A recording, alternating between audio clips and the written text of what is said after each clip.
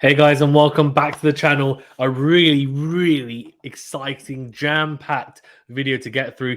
The ATP Astana Open is an ATP 500, and it's the most stacked ATP 500 I've seen in a while. This could be a Masters 1000 tournament easily.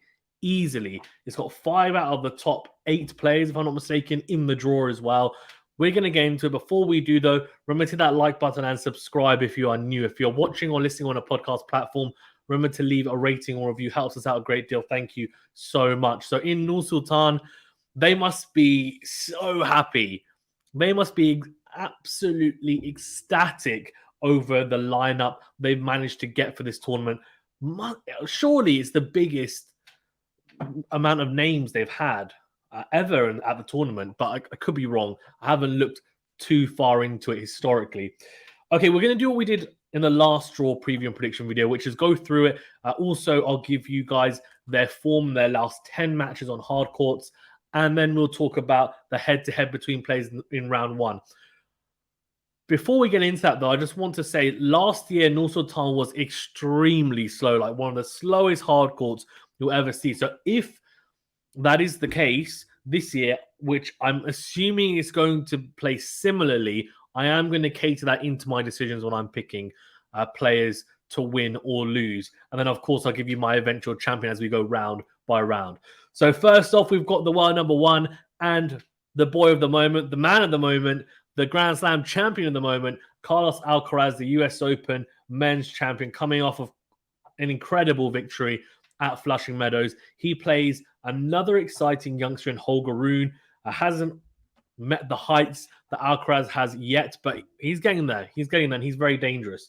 So in terms of their form coming into this, Alcaraz is 8-2 in his last 10 matches, and Rune is 6-4. The head-to-head is 1-0 Alcaraz, and I think it's very tough to go against Alcaraz. In saying that, on this type of slow surface where Holger-Rune is probably going to thrive more than if it was a quicker hard court, given that he is much better on the clay courts so far in the very early stages of his career. He could definitely put up a fight here, and I wouldn't actually be too surprised if he pulls off an upset here, considering Alcaraz has had that massive high of the US Open. Of course, he lost to Felix Auger-Aliassime at the Davis Cup, and that was only a few days after that final, so there's no massive shame or surprise in that. But it will be interesting to see now that he's had a little bit of time off.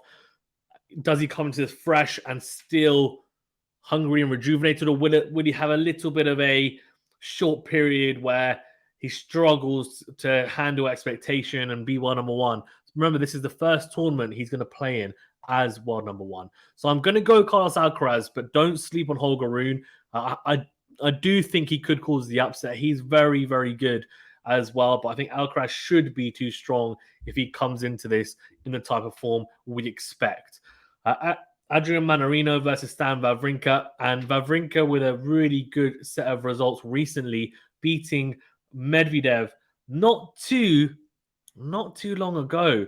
So I think he has a pretty good chance against Manarino, and I actually have him as the favorite. In terms of their form coming into this, Manarino is 7-3 in his last 10 matches, though. Wawrinka 5-5. And just like I said in last week's video, the caveat is that when I'm talking about last 10 matches on hardcore, that could be at a slam, that could be at a Masters 1000 one, it could be at 500 or 250, or it could be at 125, a challenger, so do take it away. They're a little bit of a pinch of salt, but they are, of course, helpful stats to think about in terms of their general confidence levels. And the head-to-head is actually 1-0 to Manarino, but I'm going to go Wawrinka. I think Manarino isn't a great start for Wawrinka. He's a grinder. He's very low. That probably, like, Stan doesn't want to be taking the backhand so low at his ankles, but he might have to against Manarino. But I just think he has found a little bit of form, and hopefully that's going to be enough, because Wawrinka, anywhere near the type of form that we've seen from him in the past, is only good for tennis.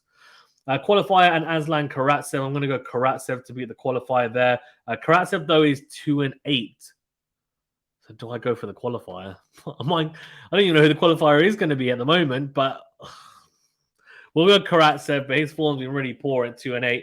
Rublev plays the qualifier. His form has been better, 6-4 coming into this tournament. And Tsitsipas Kukushkin is a wild card. Tsitsipas playing the home favorite in Kukushkin. Tsitsipas is 7-3 in his last 10 matches on hard courts. Kukushkin is 4-6. So varying kind of levels of fortune for both players. And Tsitsipas had a relatively disappointing US Open. He would have wanted to have gone a lot further than he did. A lot of people even had him winning the title, but it wasn't to be for the Greek player, and his woes at Flushing Meadows continue. He does, however, have a favorable head-to-head at 4-0 against Kukushkin, so I'm going to go Tsitsipas. Cilic is playing a qualified. Cilic is coming off, he's playing at the moment in a tournament in a 250. If I'm not mistaken, he has made the final.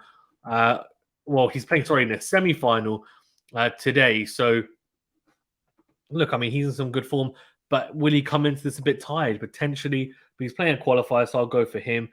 His last 10 matches are 7-3. Could extend that, of course. Could be 8-2 or 9-1 if he goes on to win the tournament. Grigspor versus Bublik. Both players have been in pretty good form. Bublik winning a tournament recently, if I'm not mistaken, in pretty good fashion as well. Did he, or did it? Was it? No, he lost in the final because he had that crazy moment against Sonego, didn't he? Lost in straight sets where he went for he turned his racket and hit it with the handle and lost the point after a very short ball to put away. But he was in good form considering that he beat Holger Rune, Rusevori, finesse. I know he got a walkover against Wawrinka. Wawrinka was up late watching the Federer match, the doubles, of course, when he retired. So that's probably why. But Grigspor has been in some interesting form as well. He's 4-6, and Bublik is 6-4. Bublik has a 2-0 head-to-head, so I'm going to go with Bublik considering the form and also their recent history against each other. Francisco Cerundolo versus Hubert Hurkacz, and Cerundolo's 4-6, Hurkacz 6-4.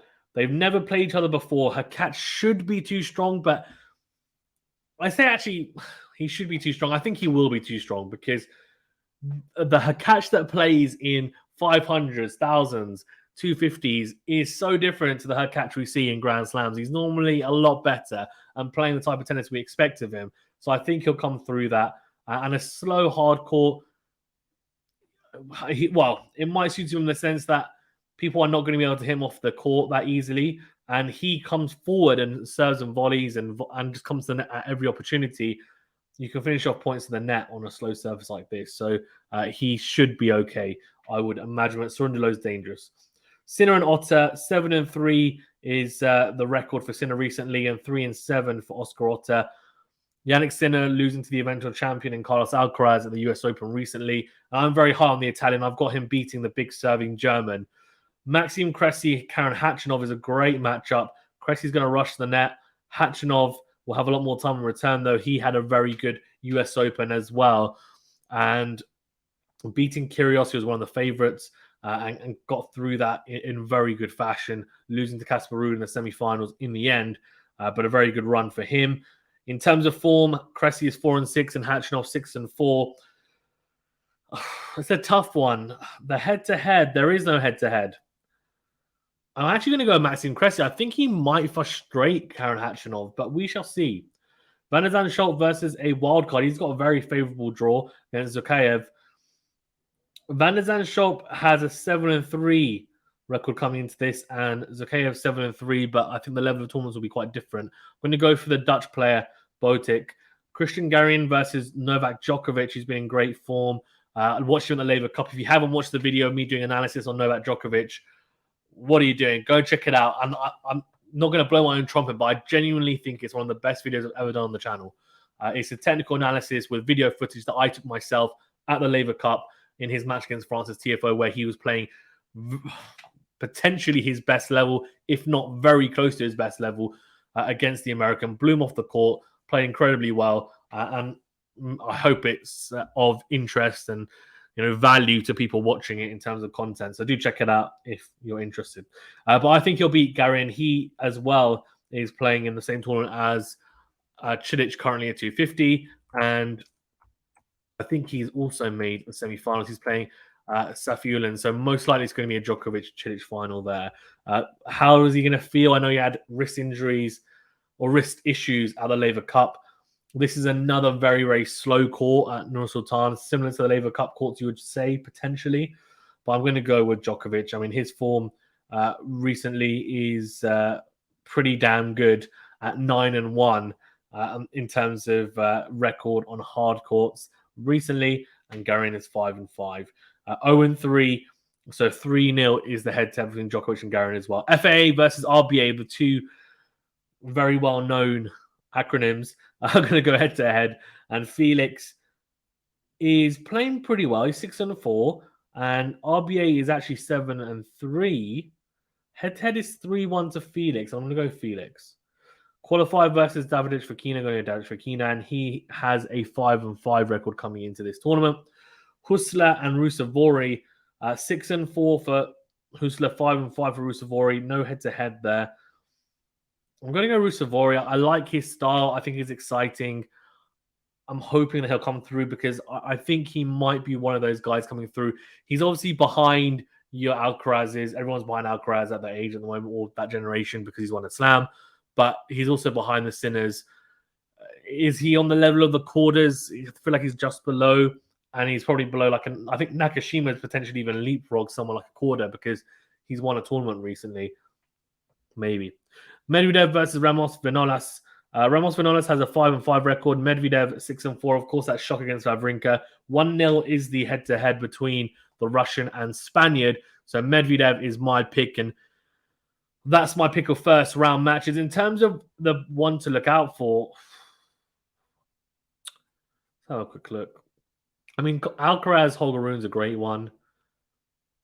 That's one to look out for sure. Sinner Otter's not bad either. Cressy Hachanov. But I think the best one is Felix Auger-Aliassime versus Roberto Bautista Agut.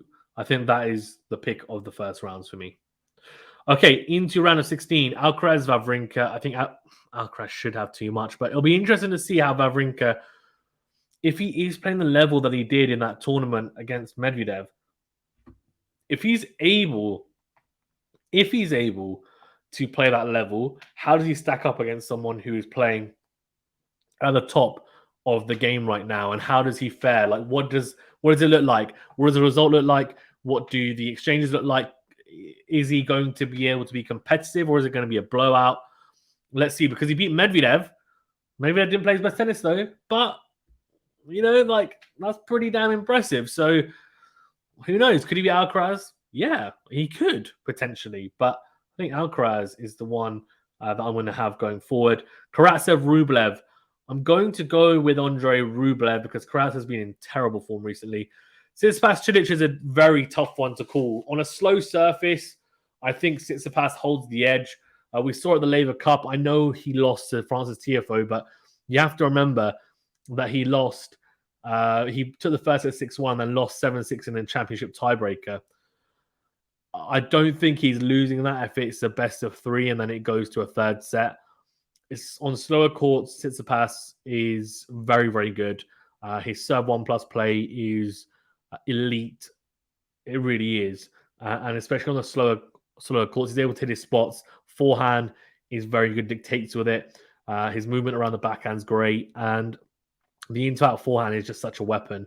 And the amount of spin he's able to exert on the ball means that on slower surfaces, he still gets purchase. And he's good at coming forward as well. And I think his form has been a bit better since the US Open. I think he gained some confidence at the Laver Cup. And, he played some very good tennis from what I saw in the first match that he played. So I don't think he has too much to worry about. I know, of course, he lost to TFO. He's the guy who ended up losing in the end. But I wouldn't worry too much. I think he's going to be okay. The biggest issue for him is consistency. That's been lacking this year. But the Schwartzman win, I thought, was very impressive. So I'm going to go Tsitsipas to beat Cilic, which is a potentially bold call considering how good Cilic is playing right now. Bublik and Hurkacz, two massive servers. Hurkacz should be too solid for Bublik. He should be, especially in the backhand-to-backhand exchanges. You would imagine Hurkacz just should be able to break him down on that backhand side. But You just never know. I'm going to go Hurkacz, though. Sinner, Cressy. Cressy can cause Sinner problems, but on these slow hard courts, I feel like Sinner is just a better player generally, and I think he'll be able to solve the Cressy puzzle and the extreme, of course, serve and volley that he brings to the table. So I'm going to go with Jannik Sinner. I think he'll be okay. I think he'll be good, and he'll figure it out. His returning is also, I mean, it's sublime. It's sublime. Okay, let's go into Van der Zandschulp versus Novak Djokovic. I mean, it's got to be Novak Djokovic. It's got to be Novak Djokovic. I think Van der Zandschulp is almost tailor-made for Djokovic. He isn't particularly big in any aspect, pretty solid in everything, but Djokovic is just like 2 levels above him and everything. So it should be a straightforward victory. I hate to say it, for people that want a competitive match anyway. Felix versus David Fokina, going to go Felix. And Ruusuvuori Medvedev. Now, Medvedev's not been in great form, but I think the fact that he's lost to Wawrinka, he'll pick himself up, he'll dust himself off, he'll come again. And a slow hard court, he'll like it. Any hard court, he likes it. Alcaraz Rublev. Now, this could be a tricky one for Alcaraz because Rublev hits so big. He could struggle, especially with the into-out forehand that Rublev's able to hit so cleanly and so effectively. And he moves around his backhand really efficiently. And especially on these slower courts, he'll be able to hit a lot more forehands. He hits with a lot of spin as well. Alcaraz's backhand, will it get exposed? I think on slower surfaces, it's a lot harder to expose. And I'm not sure whether Rublev will be able to do that consistently. I'm going to go Alcaraz. Tsitsipas, Hurkacz. I'm trying to think. I mean, both players will serve and volley at times. Hurkacz needs to try and find good angles on the backhand. Can he trouble Tsitsipas? Maybe, but he could be too passive from the back of the court. So I'm going to go Tsitsipas. Sinner Djokovic is. I mean, that's if we get that. I mean, take my money, even though I'm not paying for this. But as in, you know, if I was able to travel to Kazakhstan, this is such a good tournament to cover. By the way, I mean, whoever's got a media pass for this has hit the jackpot. Genuinely, I'm going to go. It's hard to go against Djokovic, isn't it? I think he'll be quite hungry because he wants to make sure he secures his ATP Tour Finals spot. And I think he needs to be in the top 15, I think it is, in the rankings to guarantee it because he's won a Grand Slam. So he just automatically will shift into that number 8 position. So I think I'll go Djokovic. I just think Sinner's in the best of 3. We saw Felix beat Djokovic. It's doable. Felix, Medvedev. I want to go Felix. I think Felix has been in good form. I'm going to go Felix. Alcaraz, Tsitsipas, Djokovic, Felix. I think, you know what? I'm going to go with Tsitsipas because I haven't seen... I know we've seen Tsitsipas versus Alcaraz on a clay court, but this is different. It's a slower hard court. It's not as quick as the US Open. US Open's quite a lot quicker than these courts, I would imagine, from what I remember. I just think it's time. I don't see Alcaraz winning this event because surely the pressure being 1-on-1, it's a lot to take on. He's so young. He's an incredible person, incredible athlete. But surely it has to catch up with him at some point. And then I don't necessarily think he's going to have a massive fall, but I just don't see him. I don't know. I'm going to go Steph. And then the question is, can Felix do exactly what he did against Djokovic? And I'm actually going to go with Felix. And I'll tell you why. Because even though the Laver Cup, there's no ranking points, the head-to-head is affected. Now, Felix, despite Djokovic not being 100%, I think personally, he would have taken a lot from that win against Djokovic. The confidence that he gained from that win is like through the roof. So I'm going to go Felix to win. And if Djokovic... I'm also kind of catering in the fact that Djokovic has had this wrist issue a little bit. He looks okay in the tournament he's playing at the moment, the ATP 250, but I just think if he's going to make the final and potentially win that tournament, how's he going to feel physically? He played no tennis before the Laver Cup. He's now playing a lot of tennis in short succession or quick succession even. That's going to have an effect, surely, isn't it? I don't know. Maybe not. He's just a superhuman, I guess. But At 35 years of age, you'd imagine so. So I'm going to go Felix and Tsitsipas, which a lot of people would have gone Alcaraz Djokovic, right? And then you want Alcaraz Djokovic final because that's what everyone wants. But I've gone a Tsitsipas Felix final, and I'm going to go with Felix, which is for all you Canadian fans and everyone from Canada. Anyone who watches The Slice, or Steven, if he's watching it, probably isn't, but if he is, we'll be really happy about that. And I just think given his, and again, I get that this is not a clay court, but it plays similarly in terms of the speed. Felix, in the clay court swing, suddenly plays some incredible tennis. Now, the movement's still the same as a hard court. Of course, it's not the same as clay, but he moves really well on a hard court. For me, Felix. So I just think this could be the moment for him. Just make some moves, push on. And obviously he needs to as well. If he wants to secure his place in the ATP Tour Finals, he needs to win some events. I think he'll be hungry. So I'm going to go Felix. I think Felix just might serve and return too well. I think that dynamic I don't really see Steph returning that well against Felix, even on a slower court. I don't.